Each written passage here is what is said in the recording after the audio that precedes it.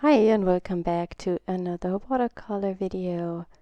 Today I'm working again in my watercolor journal using permanent ink to sketch out my flower. I am inspired by a very grungy flower from one of my art books I have laying here, and I just sketch it out very grungy and loose.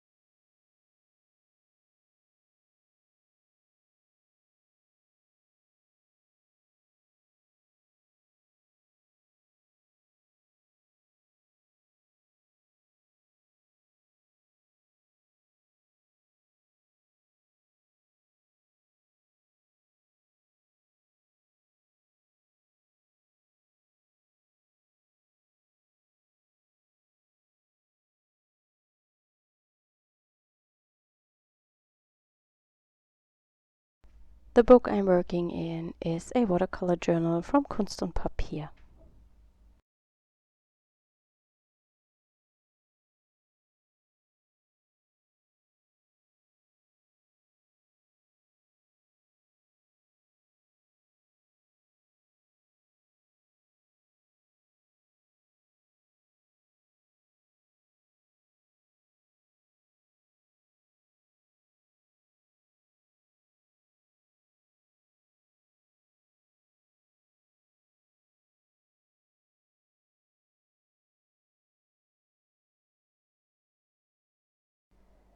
Normally I sketch this and then I let this sit for a few hours before I come in with the watercolors, but this time I wanted to immediately start painting and I just gave the ink a quick heat set, which was not enough because not all areas are completely dry, so the black lines bleed into my watercolors a little bit.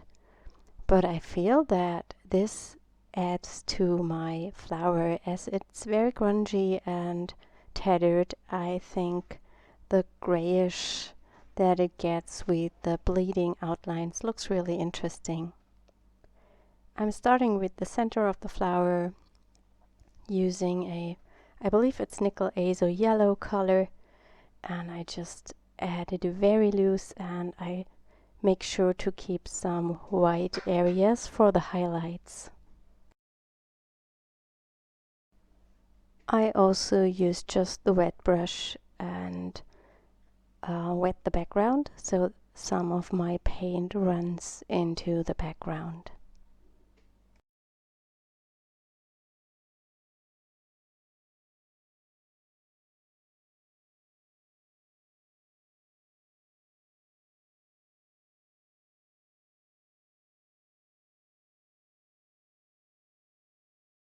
For the petals I'm using a very bluish violet, and I will also add a warmer one which I mixed from quinacridone violet, I believe, with the crimson. And this one is a blue violet. It's from Rosa Gallery. I don't really know which color it exactly is, and that's also not very important, I think. I think you should always pick the colors you like. When it comes to color combination, I prefer complementary colors, and here it's this yellow greenish color together with the violet, and I really love this combination.